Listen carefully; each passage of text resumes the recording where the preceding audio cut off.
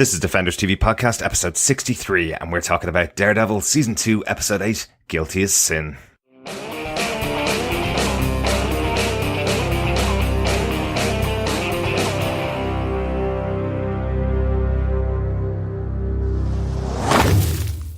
Welcome back, Defenders, to Defenders TV Podcast, episode 63, where we're on to Daredevil Season 2, episode 8, Guilty as Sin. I'm one of your hosts, Derek.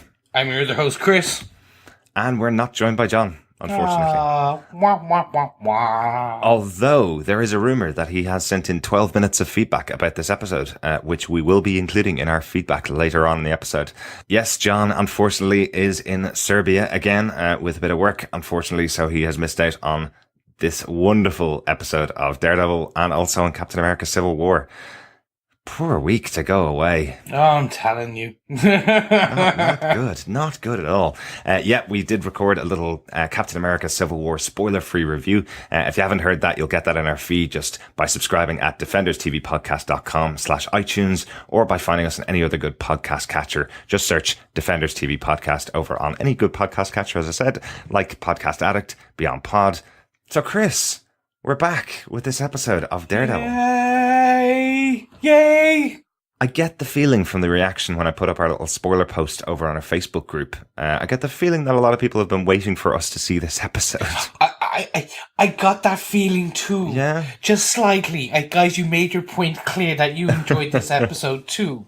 Yeah, do you think there was a moment on the first day when some of our listeners were binging the episode that they went, oh my God, wow, who can I talk to about this? Oh no, I can't spoil this for months. I think it's like the Red Wedding in Game of Thrones. But they've been good. Thank you so much. There was no spoilers, so I was Absolutely. happy. I was very happy and impressed going in. I was like, oh, okay. Yeah, I must admit, I hadn't heard anything about this at all. So really delighted to see it, but we're not going to go into that just yet. We'll go into it after we go through our notes, and I'm sure it comes up as one of our points. But you know what we're talking about because this is our spoiler-filled discussion of Daredevil Season 2, Episode 8. This episode was written by Whit Anderson, first-time writer for Daredevil. She's hasn't written any episodes before, but does write episode 10 of this series, so must be on the writer's staff for the show. The episode was directed by Michael Uppendahl, who's directed episodes of Fargo and American Horror Story. I think I can see some of the bloodiness coming into this episode of the show. This was again the Red Wedding. Yeah, definitely. Lots of claret spilt in this episode, definitely. And in the absence of John, for the second time in this season of Daredevil, I'm doing the synopsis again this week. Guys, honestly, it's not because I'm lazy. It's just you do not want to hear me enunciate. And I can't get John's vocal dulcet tones down perfectly. I can't either. I can't get his Liverpudlian accent ever. No, but you're better than me. Just be honest about this. Sometimes I go quite high pitched when I talk like this, and I get really excited, as our listeners know. So they probably don't want that during a synopsis. Wait for that during our discussion points. I like it. I like it. Yes. So, Derek, please, can you gently, in your beautiful Irish tones, give us the synopsis for this episode, Season 2, Episode 8 of Daredevil, a.k.a. Guilty as Sin. I love that you're keeping the AKA still in there, Chris. Yeah, nice. I have to. Sure. As Daredevil and Elektra are attacked over the vast hole found in the middle of Hell's Kitchen, Matt's former teacher Stick returns to help them out. After slaughtering his way through red-clad ninjas using swords and a crossbow, he aids the severely wounded Elektra and reveals the secret he's held from Matt all these years. The red-clad ninjas are a force called the Hand, and he, along with Elektra, work in a group called the Chaste, who provide the last line of defense against them as they massacre their way across the globe. Upon hearing Matt confess his true feelings for her, Elektra leaves Stick's war behind her to join Daredevil full-time. Meanwhile, as Foggy and Karen try their best to justify Frank Castle's actions in court, the Punisher explodes in the witness box and changes his plea to guilty of all crimes, and he liked it. On his arrival at his new maximum security home, Frank is ushered in and is welcomed by the prison's top dog. Derek, I've been waiting bated breath to talk about this episode since the second I watched it. Come on, so this prison's top dog. Wow.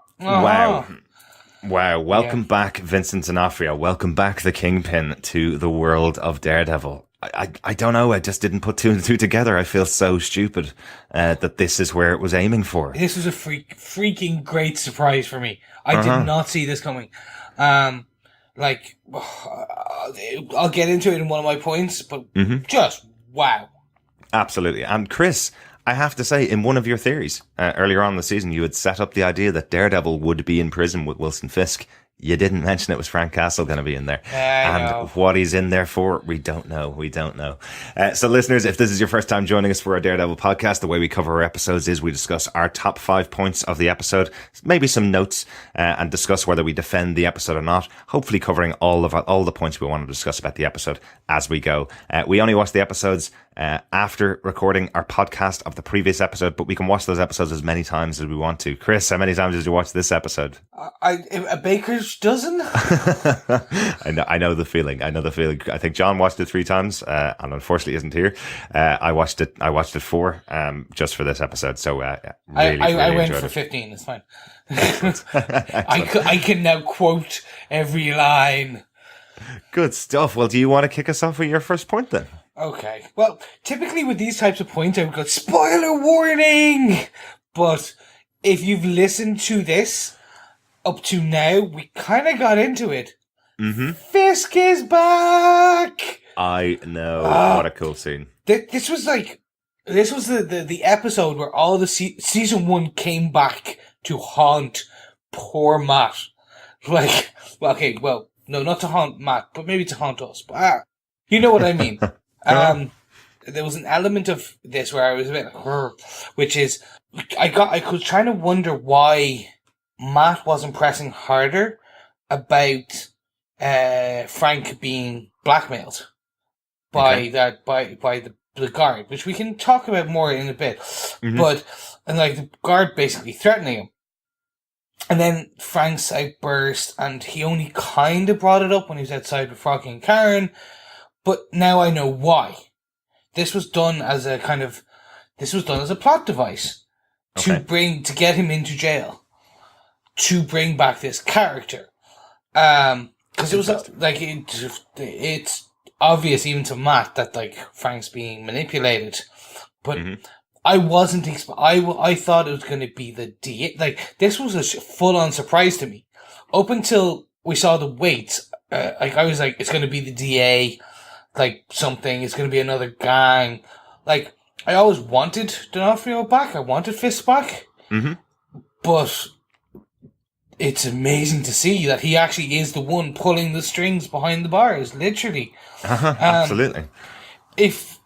I'm going to go out on a limb, again, the plot theories, and we'll do our back and forth on this. I think that Fisk threatened Frank and said that he'd kind of kill or maim Karen. Oh, interesting. If he didn't do this. Because at the moment, probably the only person Frank has a connection to is Karen. So that's kind of where I was going, oh, okay. But more to the point, if you had kind of told me that in one episode in season 2, we would have got Stick, the Hand, Fisk, plus season 2 people, I was like, yeah, that's for me, that would be Bats v Superman. It's too many characters, too much happening. This is not the case. Exactly. This was done in a very... I'm giving, for once, I'm giving the not for once, I say that a lot, but I didn't actually mean it.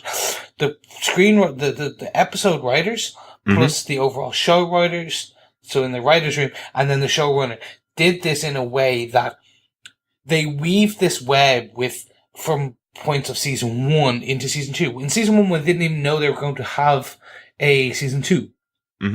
They weaved all these beautiful elements together. And they got it into a story that felt organic, not rushed. It worked so well.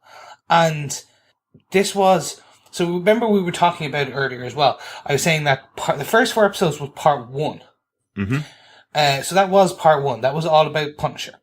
The next 4 episodes was about Elektra. Mm-hmm. So this is her arc. And now what we're getting in the next 4 to 5 is the third act before the finale. Yeah. And they did this well. They're going with, but none of it feels forced. It's not like, okay, we're done with this story, now moving on, and we're done with the story. It was, again, I say, well, it flowed. I'm kind of tripping over my words here because I think it was something I loved, and this was just a fantastic episode. Yeah, absolutely. And I love the fact that we only get Wilson Fisk for a couple of seconds at the end of the episode. I love that he stands up and his line to Frank is, "I see you got my message." That's fascinating. What a fascinating way to leave off the episode. What's the message? Did Frank plan all this? Did Frank plan to send himself to prison so that he could take out the Kingpin? Is he going to be working with the Kingpin? Is he going to be sent back out to slaughter Daredevil by the Kingpin? Is that what's going to happen? Oh. Awesome. Some great moments. Are they going to be, is it Punisher versus Kingpin or Punisher and Kingpin? I'm really intrigued to see what happens. That would be very cool. Yeah. Very interested to see. Okay, so we've now heard my gushing about Fisk and the plots and the writers. Derek, can you give me your first point? Well, you took us to the end. I'm taking you right back to the start because we have ninjas. Everything's Yay! better with ninjas, Chris. It really is. Ninjas with throwing stars. Absolutely. Just an awesome moment right at the start as Daredevil is wondering what's going on because he can't hear anything. These are proper ninjas. They're disguising themselves in their sounds and their movement just like ninjas are supposed to do. They're not supposed to be able to be heard. And I love that it's Elektra that gives them the tip. If you listen for their swords cutting through the air, you'll be able to identify where they are. And from that point onwards, then Daredevil's able to fight against them. But really good. I love, again, I think we saw this with Daredevil's team up with Punisher. We now see his proper team up with Elektra and Stick here. And he's doing the same thing again. He's telling Elektra, don't kill anybody. Stop trying to stab people and kill them. And then she gets stabbed for that, because she stopped attacking. And in comes Stick and takes out 2 guys, stabs one through the stomach and throws them off into the hole. You know, it feels like Matt is fighting a losing battle in this opening sequence. It feels like he's trying to tell everybody not to kill each other. And they're all just going about doing it. So I don't know whether Matt will ever win that battle with anybody else. But this opening sequence I thought was fantastic. We had ninja stars flying around. Obviously, that moment with Elektra getting stabbed, I thought was fantastic. I think Elodie Yung does a great job in that scene of selling the pain, I must say. But yeah, then we lead into. Can I take the next point as well? Go for it. Just because it's the kind of opening of the episode, we get to see the car drive being followed by ninjas. That is so cool. Yes, so cool. Somewhat disbelief bending. Because they're keeping up. On my first viewing was like, nah. But it's a blinking if you miss it. They're actually, they're not all the same ninjas. These are not superhuman ninjas running at the same speed of a car. Yeah. And that was the bit I was like, oh my god. The car looks like the Black Beauty from Green Hornet. Did you notice that? I thought that as well. Yes, I knew you would. Yeah, I was trying to think, did I recognize it from the comics? I was wondering, is there a driver of Stick that I just can't place in my head? Does he have a driver that drives him round or something? Because it seemed to be placed there for me to get it, and I just didn't get it when I watched the episodes. No. I really should have Googled that. But listeners, you can always send us feedback to feedback@defenderstvpodcast.com and tell me how wrong I am that I should know this character. Please do. But what made the scene so cool is obviously another different type of fight. We haven't had a fight on a moving car before. We've got ninjas dropping out of the sky, being shaken off by the driver. We've got one attaching himself to the door who's punched in the face by Matt. But that was cool. Amazing. It was like, Maddie, I'm on it. Yeah, so cool. But even more awesome is, as I mentioned in my synopsis, Stick with a crossbow. Oh. It's so cool because obviously he's blind. So he doesn't do the look over his shoulder, try and point to fire. He just casually places the crossbow over his shoulder, shoots one guy. The car flips around on its side and he takes out another guy. There's a ninja dropping off a car, jumping down onto their car. He takes him out with a crossbow. Yep. It's cool. Yeah. As I said, the second watching for me made that better. Mm-hmm. The first one I was like, I don't get it. So listeners, if you get a chance, go back and watch this episode. and kind of, or hopefully you're watching along with it, maybe. If you've binge watched it already and then you're watching along as you go. But just watch that one scene. It's so good. But from even cinematography point of view, like the shots when they were doing, you would expect that they would have done the kind of, when the car slides into a stop. Yeah. And then you see the shots of like the stick with the crossbow. You would expect them to do like a kind of super close zoom in, kind of like no, like a Quentin Tarantino. Yeah, kind of exactly. Yeah. But they did better. They kept it Netflix Marvel. They kept it to that style, and I was really impressed by it. Yeah, certainly. That was definitely one of my favourite moments of the episode. Chris, do you want to take us on to your next point? Oh, we just talked about ninjas. I'm bringing it in. Come on. The hand are back. The hand is back. Okay, it wasn't a giant hand coming out of the hole, but it was a hand running around the hole. I kind of was right the last episode. You were almost right. You were almost right. It didn't come out as so much, come down and around. So, okay. Yeah. For listeners, if you don't understand what I'm talking about and you're just joining us, go back to my crazy theories about what was in the hole for in our last episode of a review. So, the hand, I just had to kind of do a bit of a I just want to, if any of our listeners are not aware of the kind of backstory of the hand, I just want to give a bit of the comic book backstory. And then I'm going to go into kind of what, I was expecting about the hand in this. And then, Derek, I want your views on it. Sure. So, it was back actually by the ever lovable Frank Miller, when he was doing Daredevil back in 1981. He introduced the hand via, I think it was Daredevil 174, 175. I need to double check that. And then since then, they've kind of been, anytime there's a ninja needed, it's the hand in Marvel. It's like, oh, ninja, it's the hand. But they've also been a pretty big antagonist for Matt himself.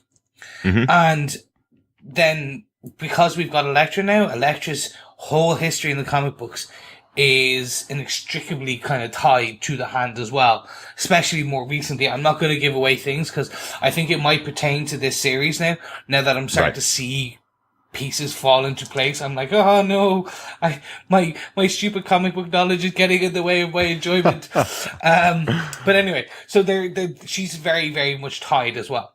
And well, the one thing the bit that I actually, we just talked about the ninjas and the hole. The heartbeat. He said that he couldn't hear their heartbeat. Right, yes. So, not only do we have ninjas and the hand, we have ninjas, the hand, and the undead ninjas. That's very cool. Come on, it's just like...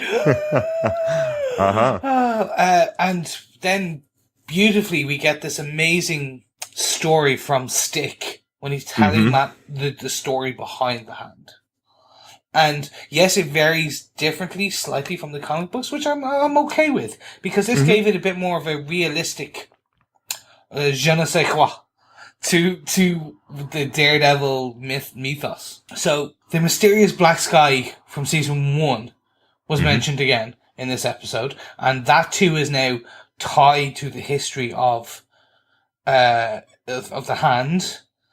And yes. I have some theories, but we'll go into that into a later point. I have some theories now. Okay, interesting. Anyway, ninjas, cool. A death worshipping cult called the Hand, full of ninjas, cool. Yes. Faithful in a way to its comic book origins, in a good way, while grounding it in reality. Yep. And undead ninjas.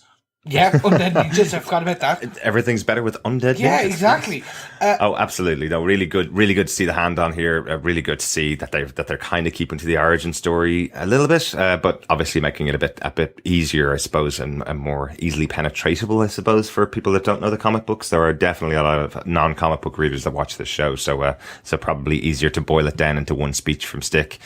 What I did like about that speech from Stick, I'll just jump in here with a little bit of a point from me. What I did love about his speech speech is that we do hear just the sound design of the scene. I don't think I've ever talked about the sound design in the episode, but we do hear things like the clashing of swords as he's speaking, which I think adds a great touch. There was a moment where I was thinking it was gonna cut back to a medieval scene, or maybe a Japanese feudal scene or something like that, where it was going to cut back to some kind of historical scene where they were going to insert it showing the rise of the hand and the rise of the chaste. But they didn't do it. They just left it to Scott Glenn's voice and some great sound design, which I thought was a great choice. Pause.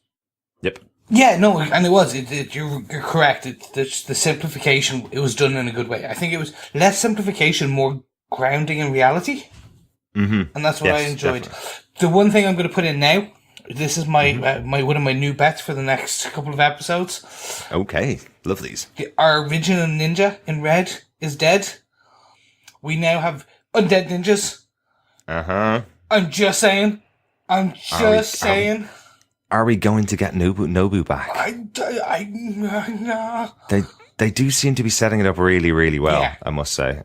If he's coming back, and I really do hope he does. He tore Matt to shreds last season in their big battle. I'd be excited to see what Matt thinks when an undead version of Nobu walks back into the room to fight against him. Are you unkillable? Please go away.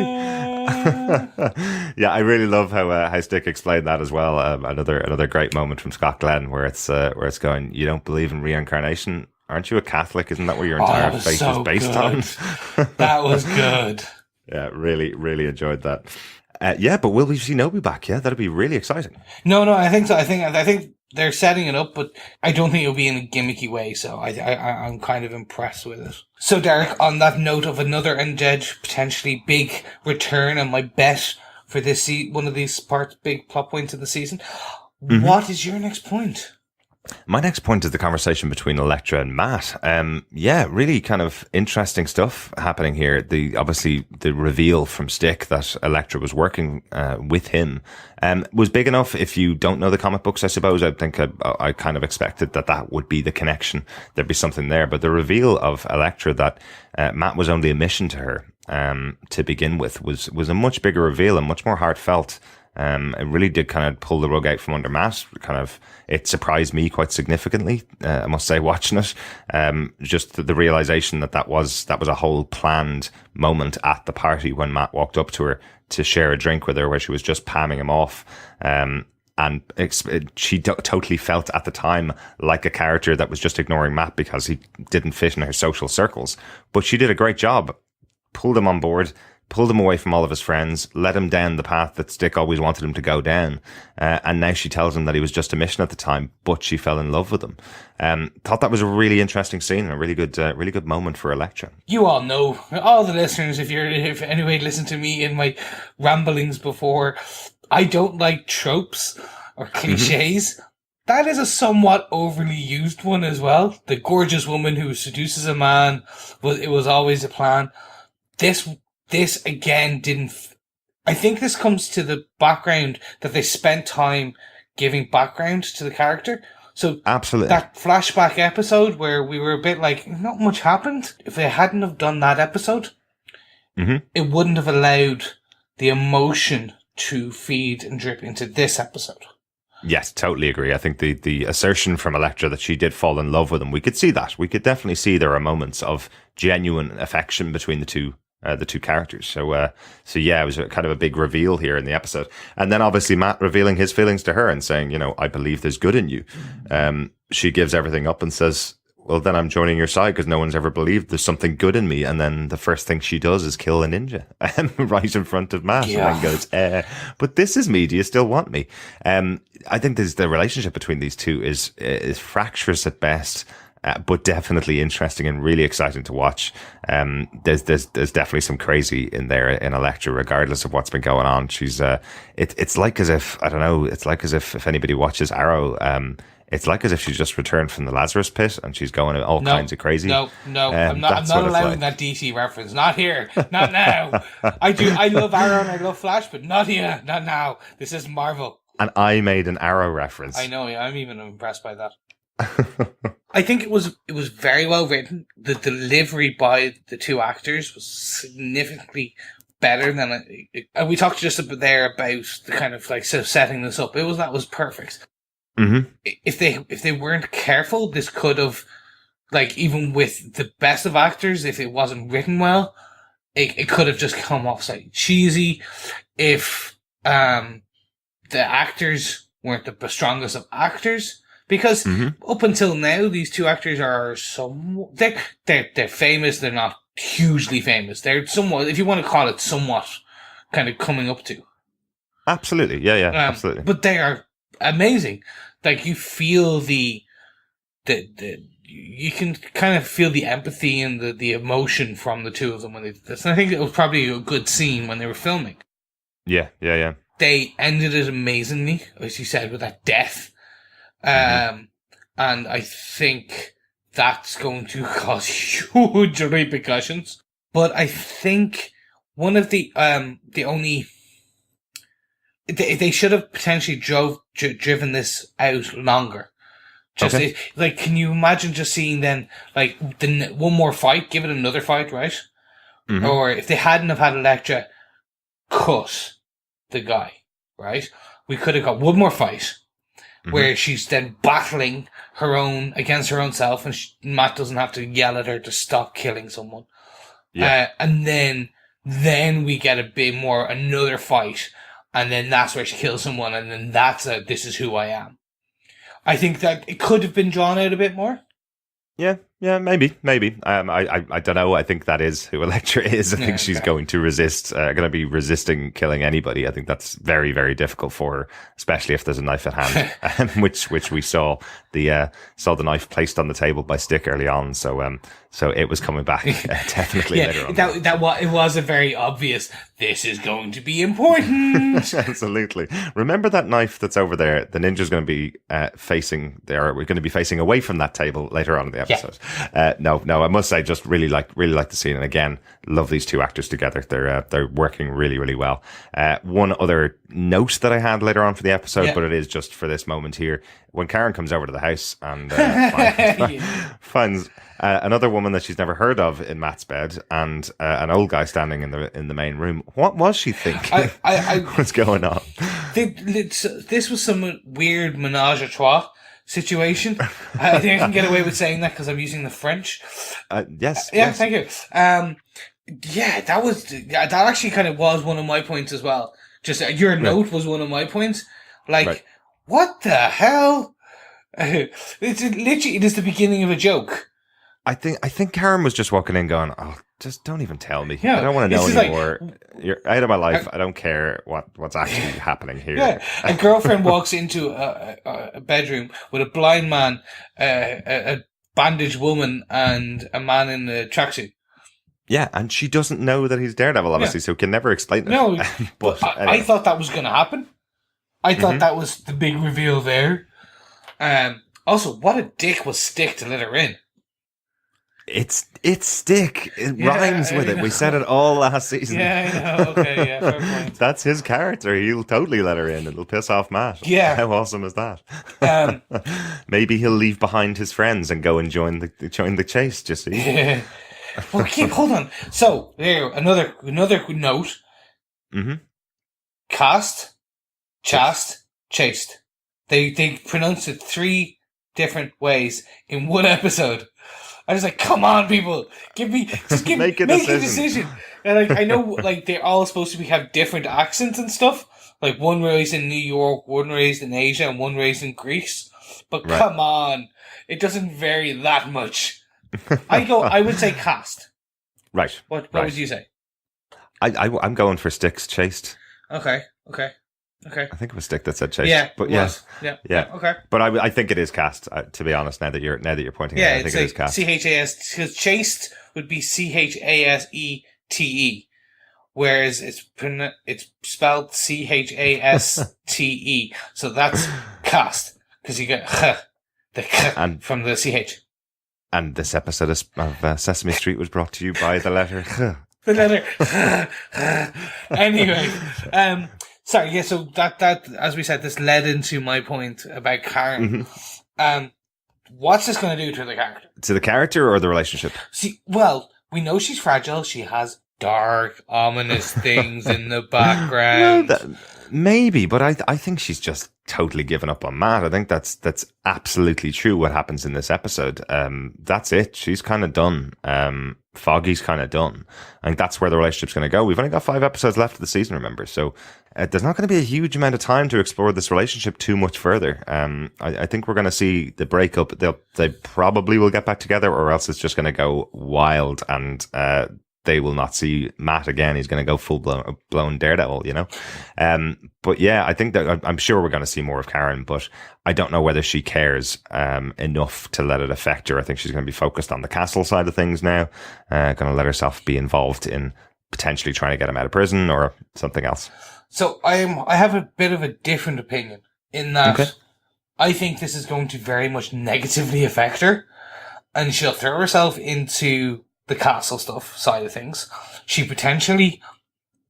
Do we see a Foggy Karen rekindling of romance? Maybe. Question mark. So we get another triangle. I think you're right that this is within 24 hours of the TV show, or the 24 hours of the TV show, the calendar, if you want to call it that, or time, we saw the full disintegration of a fledgling romance. Mm-hmm. Which was fine. It was good when I had it, and it led to the plots, and it was fine. But I think you're talking about Murdage here, right? Murdage, yes. Yeah. I mean Marin. Hashtag Marin forever, ever. So no, I think this is another one of these. So she's killed, and that tipped her a bit.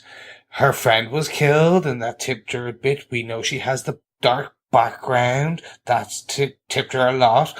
I think this castle piece of him going to prison is going to tip her a bit further. And then I think this part is going to tip her a bit more. Obviously, this is the breakup. I think they're building up to this explosion of Karen. Implosion, if you want to call it that. I think that's what they're setting up. But we've all talked about in other episodes. We've alluded to the character's background in the comic books, but they're doing it now well. Like we talked about, we did get annoyed by her in season 1 slightly, kind of being Karen. You did, I did. I'm not gonna lie. This was a good... That was the royal we. That was the royal we. We decided that we didn't like her very much. I think that this is where they're bringing it, and I think they're doing it in the right way. I think we'll get another proper fight and breakup for Karen, and I think this is what's going to start tipping her more and more into taking more risks, more stupid risks that she really shouldn't. She's not even a legal secretary; she's just a secretary or a receptionist, depending on what you want to call it. She's not a legal piece, but she's trying to become one. And but I think this is what's going to drag her down, and I think this is. I don't know. This weird menage a trois. I'm trying to decide if it's a good final nail in the coffin. It's not the straw that breaks the camel's back, but I think it's close. I think the case itself probably is something to do with that, and that kind of leads me on to my next point, and partially kind of answers a little bit of a question for you there. Okay. It's Karen's decision to put Frank in the witness chair. Right? That's her decision. She's the one that talks Frank into it. Foggy seems to not know anything about it. Matt hasn't been in court for the entire time, so he obviously didn't know anything about it. Is this another one of Karen's poor decisions? Yes. Is this a decision of her that she shouldn't have taken if Frank wasn't in the witness stand? Well, would he have made the same decision? It sounds like he was being pushed into it, but we don't know when the police officer talked to him about it, told him that to throw the case effectively. We don't know when that conversation happened, whether it was only because Karen made the choice to push him into the witness chair or not. That's kind of a question, or a rhetorical question, really, for me. But yes, the loss of the case because of Frank's outburst in the courtroom, I think that could be another one of the nails in the coffin here. The fact that she believes Matt could have done a better job. That if Matt had been involved in the case, this wouldn't have happened. If he'd questioned Frank properly, it wouldn't have happened. So I think that might be the extra nail on top of seeing the menage a trois. We keep calling. I think we have to allude to it, but obviously we don't want to get an R rating. So I think we can get away with this by saying menage a trois. Excellent. Actually, I didn't think of the castle mishap as being her fault until you've just mentioned there, but that does make sense.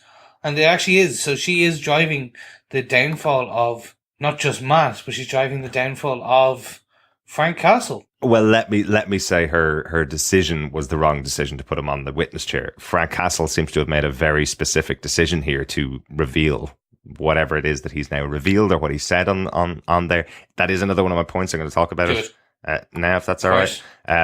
Absolutely love this scene. We talked about it on last week's podcast, where you see these kind of shows that do courtroom scenes, courtroom dramas. There's always these moments where they bring someone out of the past and they tell you how great the person was when they were in the army or whatever it may be. Great character witnesses come out. They have this great scene in the episode where they have Frank's former commander who comes out and gives all the explanation in the world why this guy can't be the murderer that everybody's saying that he is. You've got Reyes going, well, how do you know how do you know this story was actually true? Oh, it turns out he was the person that Frank stopped from leading everybody down the wrong path. Great moments. And then you have Frank Castle stepping up, taking the stand and saying, I did it, I do it again, and I'm happy about it. I liked it. Totally throwing everything they've tried to do under the bus. Great moment. Totally unexpected for me. Didn't expect that at all. Another great twist in this episode. Yeah, although I think it would have been slightly better if he goes, I was that officer, and then turned. Because as soon as he said that, I was looking at his two arms. I was like going, which, is he wearing prosthetic or... Is it because the camera angle just didn't allow the look of to see which one was slightly gone? So he had to. So I was like going, it would have been much better if he had gone and then he takes off his jacket and he's just missing the arm. No, I don't think that would be any better, Chris. That would have been better. That would have been, but obviously that's more kind of okay. I know. Okay, as I say this, I'm going, no, that wouldn't have been better. That wouldn't have worked. But it would have been fun. Let's just leave it. It would have been fun. And I was that masked man. Exactly. Yeah. Exactly. That would be brilliant. There you go. Chris, do you have a final point? I do. I want to talk about the cast. Mm-hmm. We got Stick back, and I'm so happy. I love that character. And I love the way he's portrayed in this series. Certainly. Scott Glenn is phenomenal. Really, really well. And the even the prosthetic... Actually, going back to the discussion where they were talking about the hand, when they were telling the story, Stick and Matt, the two of them play amazing blind people. Oh, wow, yes. The emotion that they portray without moving their eyes, looking at a single spot, acting blind, was an amazing physical acting, if you want to call it that. Yeah, I totally agree with you. There's a moment where you realize that the two of them are not looking at each other at all and haven't for a number of minutes, which is something you'd never see on TV. No. You'd see at least one of the characters, and we mentioned it last season where Charlie Cox had said when he was doing the first couple of episodes of Daredevil, he wouldn't look anybody in the eye, he'd look them in the mouth. And all of his other actors would find that a really weird thing because they'd always want to catch his eye. But he's trying to avoid it, And now you have two characters doing that at the same time on screen. And it's a little disconcerting watching it for an entire scene because you obviously forget that the two of them are blind. On many occasions, they show that they're vastly better than a sighted person, And he's better than Daredevil, who has supernatural or superhuman abilities. He's better than Matt, and he's blind from birth compared to Matt, who was given super heroic powers with seeing the world on fire. But my God, wow. Yeah, absolutely. Brilliant performance again. Really, really enjoyed it. Yeah, so I actually wanted to talk not so much about Stick, but more about the cast, because we're going to see more. It looks like we're going to see more of them now, and we got their origin, which is cool. For our really geeky listeners as well, much like myself, their first appearance came in Daredevil 187. I'm going to say. Oh, okay, so about 10 issues after Hand. Exactly. So literally, it was the introduction of the Hand. And then we got the introduction of Stick. So we're kind of getting it the same we're getting Frank Miller's version again here to a degree. Mm-hmm. So in the MCU, this Netflix MCU or the whatever we want to call it, these are they're more kind of grounded, but in the comic books, the cast is this full on mystical martial arts enclave, which wasn't founded by Stick, but was led by Stick. It was founded by a different guy called Izo. And they interesting. So I know he does mention that there's the Chaste or the cast is founded by someone thousands of years ago as well, doesn't he? He does mention it's founded by a child. Yes. So hopefully, we will get to see this Izo is that child, because in theory he still lives in the comic books to a degree, in some form or another. The people at the very end of the episode where we see him talk about, let's go back to the wall. That is actually directly pulled from the comics. The wall is not the name of a really cool rock climbing experience in the MCU. It's literally their base, which is on a sheer cliff, which is too high for like the average person to for the average person to climb. And it was their rite of initiation, is that you can kind of, if you can scale this wall, you become part of it. Very interesting. Well, I'm happy. This is what's got me more interested in why I'm very badly getting to my point. Do you remember how we saw the big scary guy talking to Stick in season 1? Stone. Yes. So, we've seen Stone. We know Stick. They brought in the full cast. Literally the full cast of the cast. So, will we get other members of the cast as well? So, and who was that? Which of the members was it who was driving the car? So, I'm telling you, as I said, listeners, you send us in your feedback, because I know I'm supposed to know that character. There's something about the driver that I should know. No. I know you're going to go into it, Chris, but I do like the line from Stick where he says, let's get away from these amateurs. It's time to get the band back together. So there's even more powerful folks we haven't even seen yet that are on their way. Oh, yeah. No, full on. We've got the Claw, we've got Flame, we've got Shaft, we've got Star, we've got Stick, we've got Stone, we've got Wing. Like, was that John Shaft? No. Shaft! That'd be really Can you dig it? Oh, yeah. That'd be amazing. Oh my god, and they could bring back Samuel L. Jackson as Shaft. There you go. That would be like... There you go. Nick Fury is in hiding as Shaft and working for the cast. Oh my god, that would be amazing. But yeah, no, so like, there's a lot more other characters, and that's why I'm really interested to see, because as far as I'm aware, there's no big person who's been kind of... the one thing I've been very careful about is going and looking through the cast of the television series, of the show on IMDb, because I don't want to know who else is, like, because they'll actually name someone as Stick, Stone, kind of, etc. So I want to be very careful of that. So my gut's telling me we'll get like maybe 2 or 3 others, and then like, but which are they? So like Claw has like claws. Surprise, surprise. Shaft is an archer. Fire is a pyrokinetic kind of monkey type.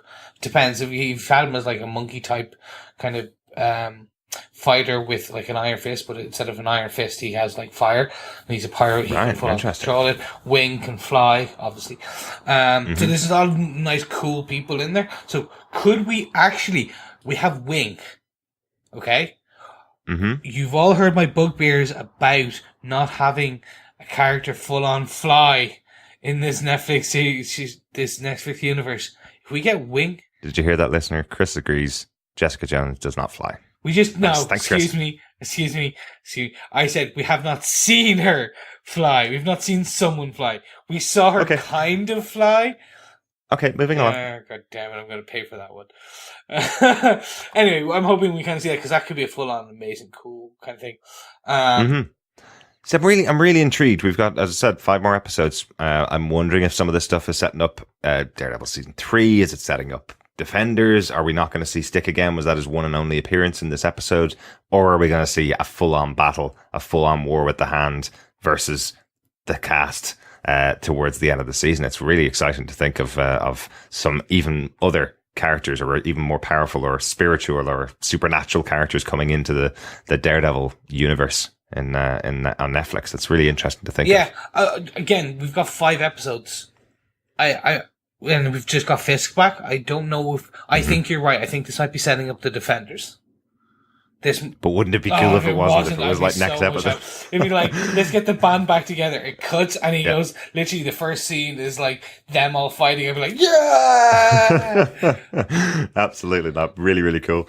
I think that's it for all the points on the episode. Lots going on here. I know lots of points we probably missed. I know John still has his piece of feedback that we're going to drop into the episode in a couple of moments. Chris, do you have any notes that you want to talk about? Yes. So I'm gonna bring up a controversial note. Very quick one. Okay. So I know the big stairwell fight was our corridor scene showcase action moment for this season. And it was cool. I talked about it. Yeah, it's cool. And it was very much, look what we can do. Yay. And the chain was amazing. It was awesome. It was. I actually preferred, to an extent, I don't know if I'd say prefer, it was on par, the fight with the ninja in the apartment. That was an amazing fight. Close quarters, Matt in a suit, not in his Daredevil costume. So it felt like you could really see a lot of Charlie Cox in the fight. I thought it was a fantastic fight. Absolutely. Yeah, no, and I thought just it was the arrow in his shoulder.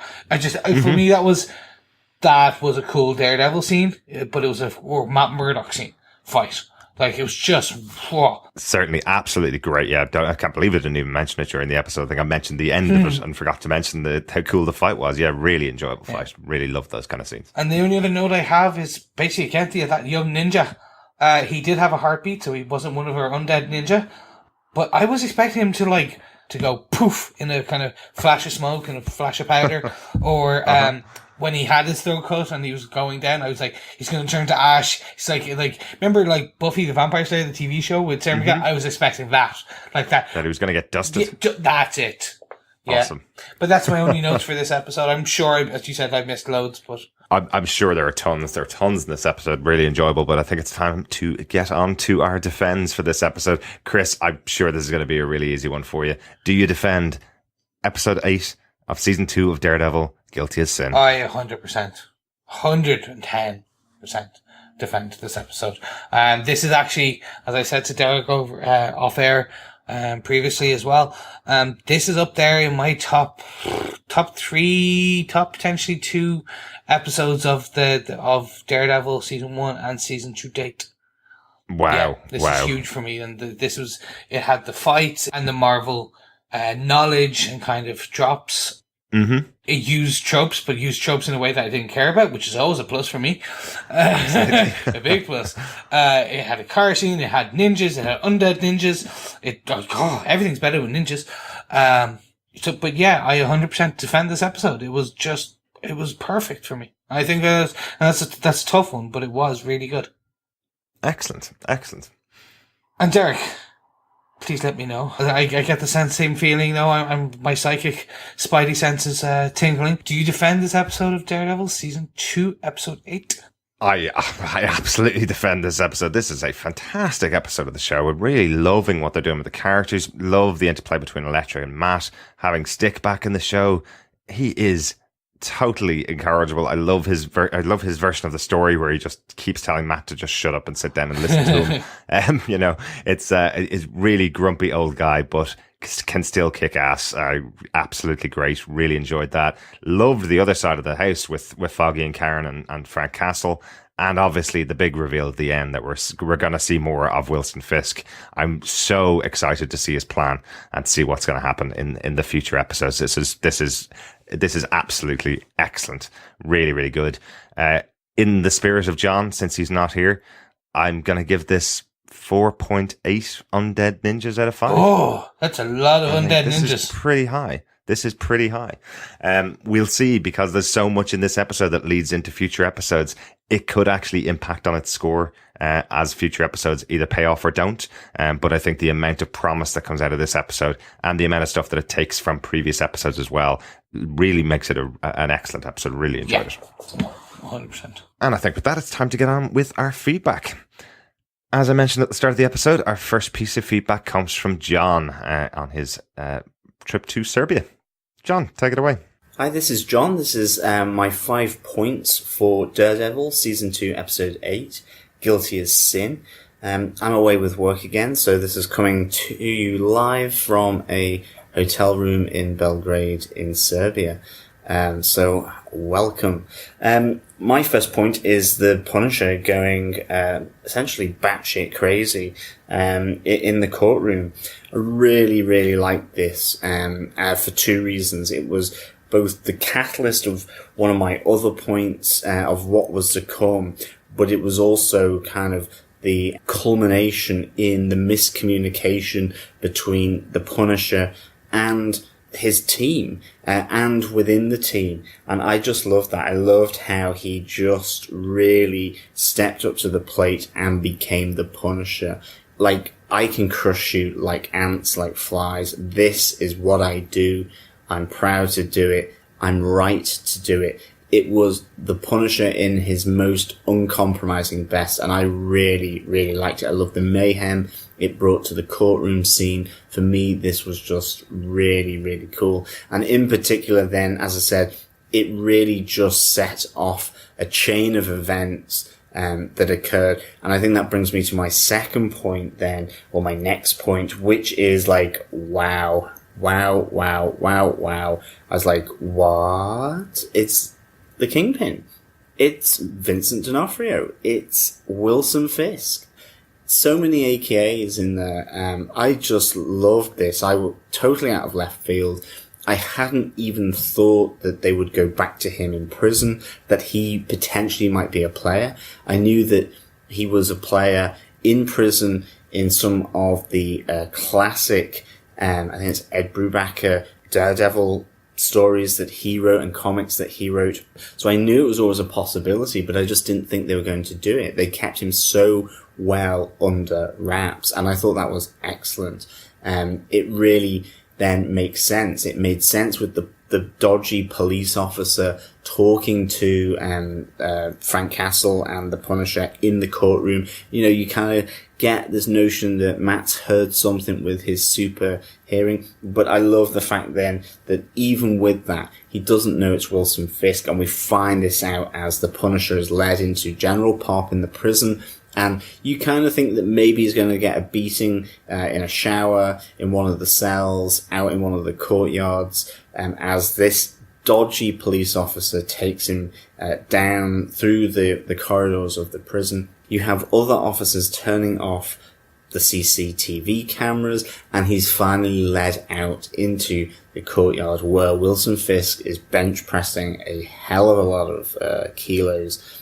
I'm glad you came, effectively. You listened to me. Now we can start dealing. What is going to happen? Great cliffhanger of an episode to have that at the end. Great to bring back Wilson Fisk into it. Really good to keep him under wraps. I love that.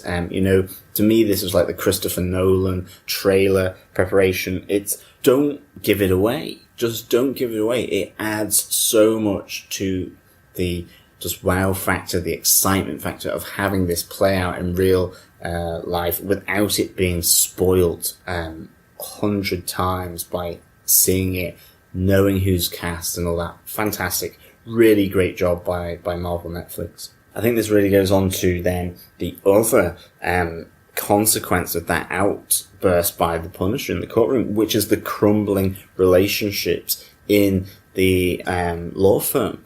I just love it. I love the fact that it's still crumbling.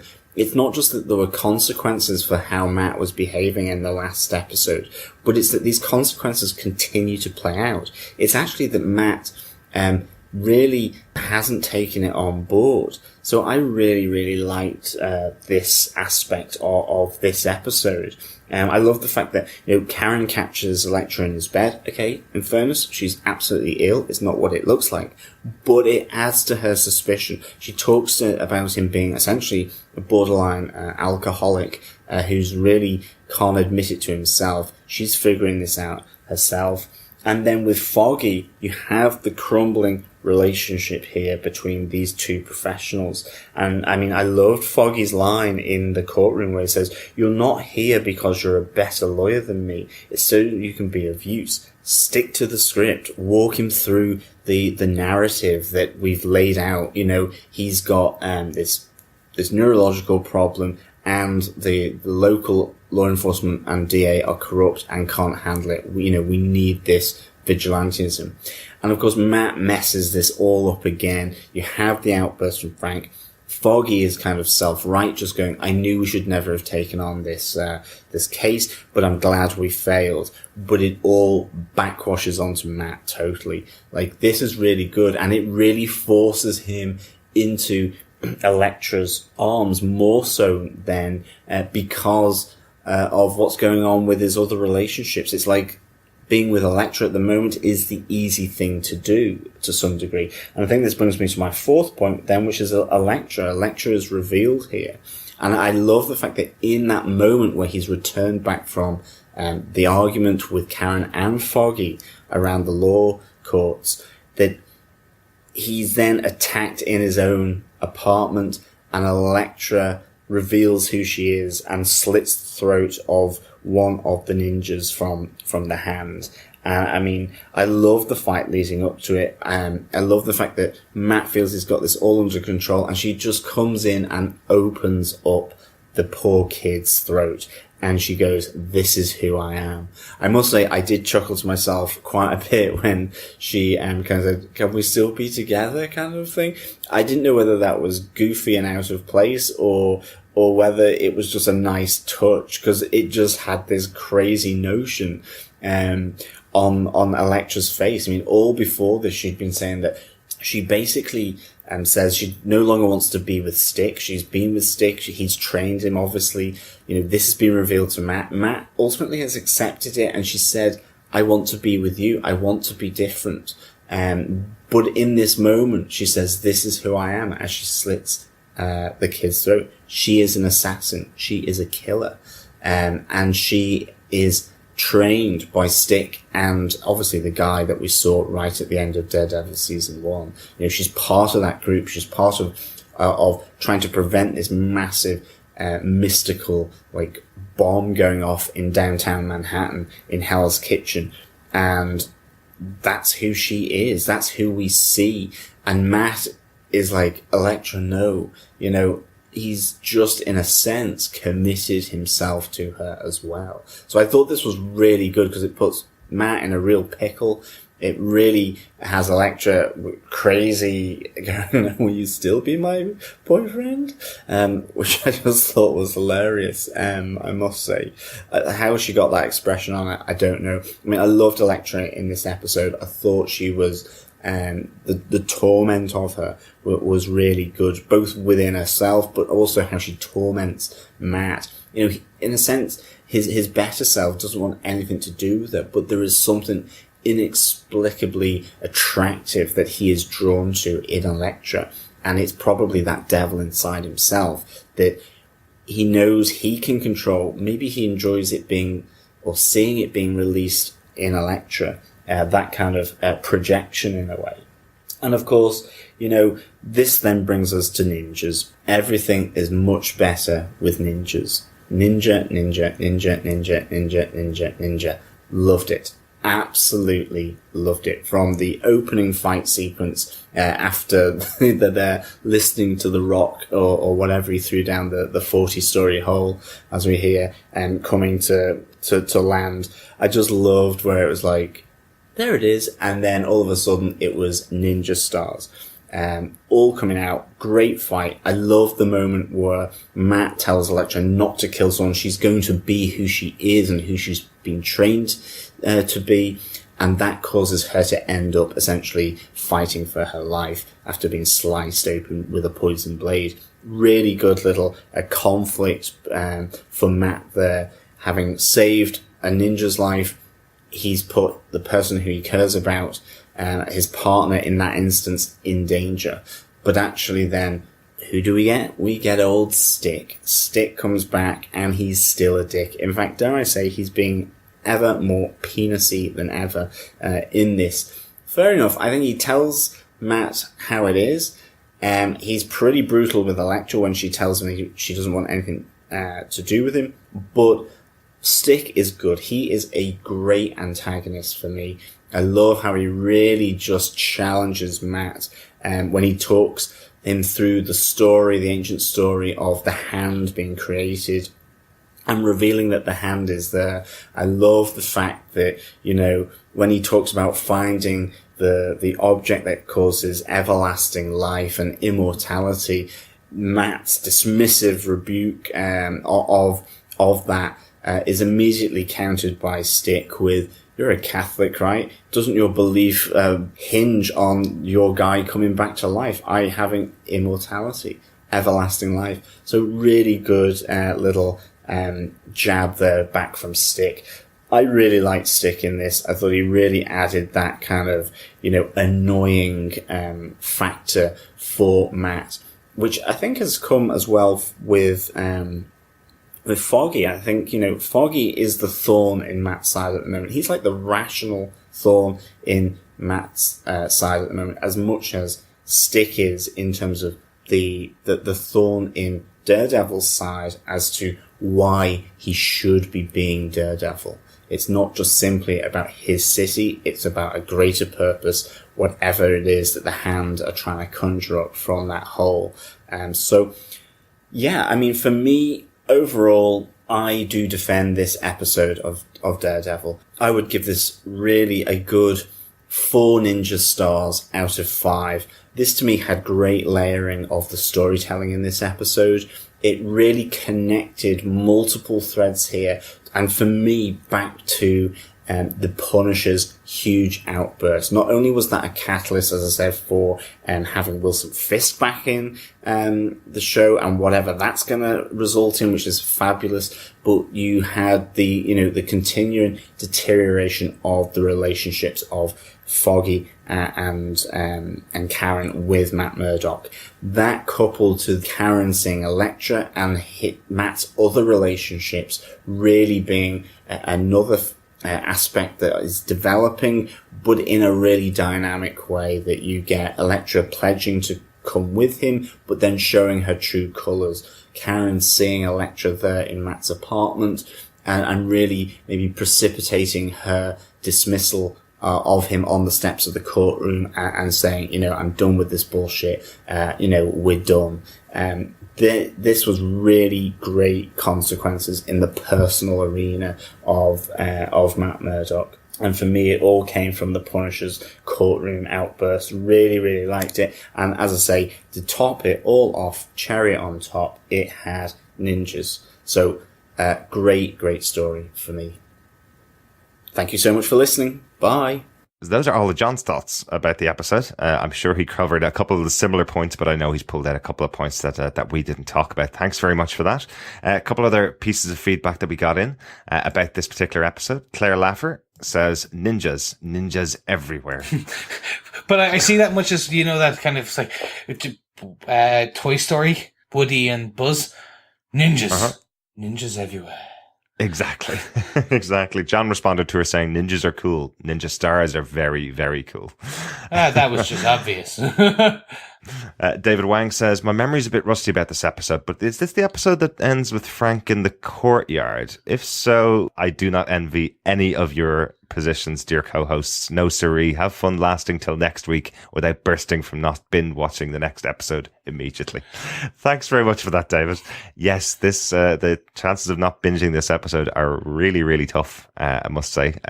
When we finish this podcast, I think I'm running down straight away to watch it. Yeah, no, I'm the same. I'm like, I don't mean to be rude, listeners. I just want to get this done quicker now. I'm like, we've discussed it, people. Come on, I want to see if some of my predictions came right. We do love your feedback, obviously, but yeah, totally understand, Chris. Our final piece of feedback comes from Ronaldo, who sent us in feedback to feedback@defenderstvpodcast.com. Just like you can, just send us an email over there with your detailed thoughts about the episode. He says, hi guys, we've well and truly delved into the world of the Hand in this episode. Ninjas everywhere in the first scene, and it's great to see Stick in action saving the day. I like Glenn's performance in season 1 as he portrayed the surliness and assery of Stick straight from the comics. I like the overwhelming feeling created by the endless hand ninjas. As Stick says, there'll be more, there'll always be more. You get the sense that it's a problem far too big and unrelenting for Daredevil to handle alone, let alone Elektra and Stick.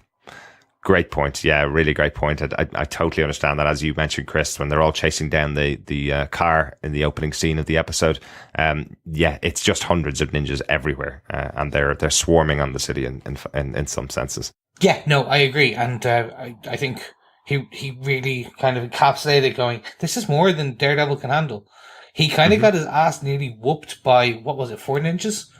Yeah.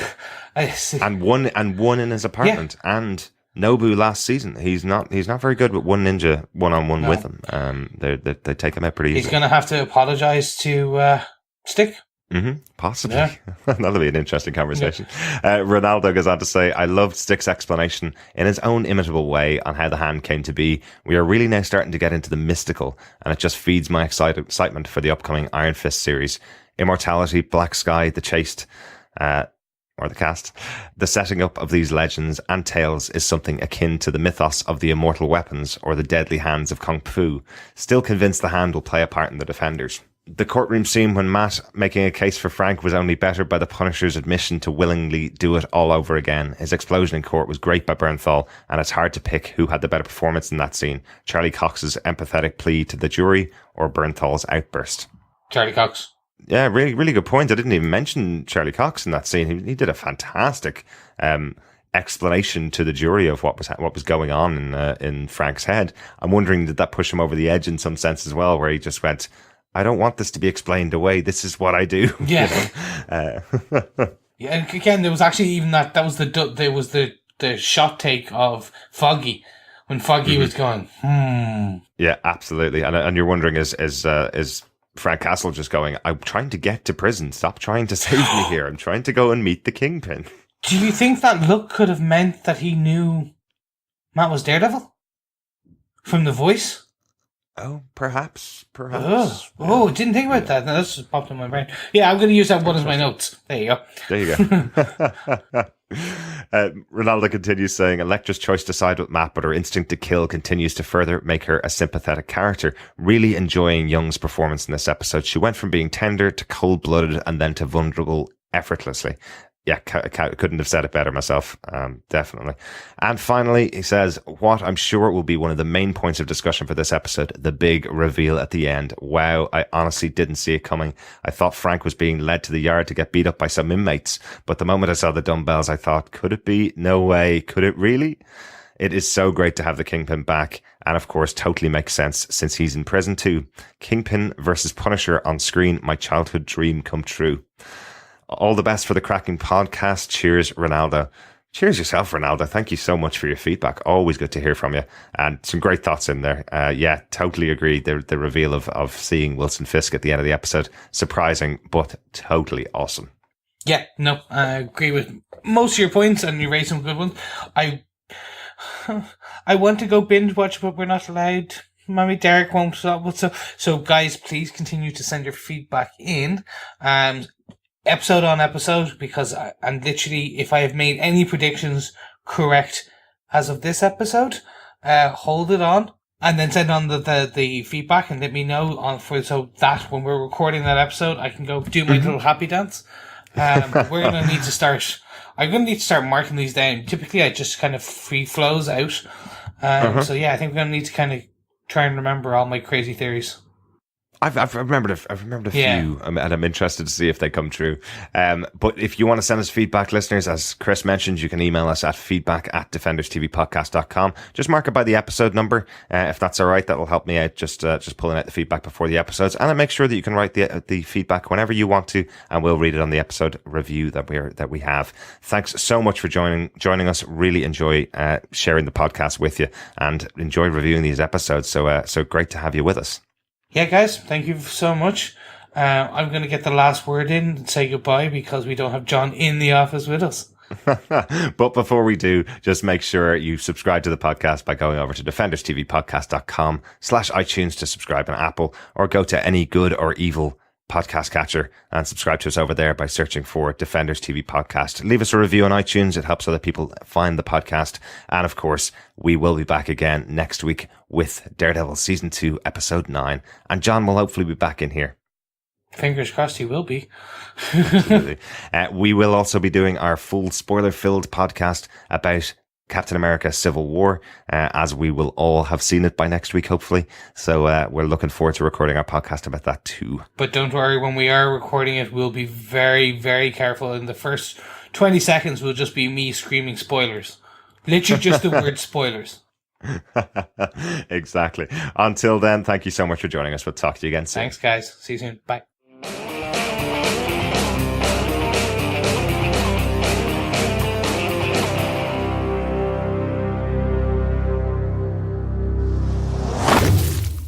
This has been a Flickering Myth Podcast Network production. For more information, head over to flickeringmyth.com for more shows like it. Find this show in iTunes by searching for the podcast name, and head over to youtube.com/Flickering Myth to subscribe to the Flickering Myth movie show. We'll see you on the next podcast. Take care. Bye bye.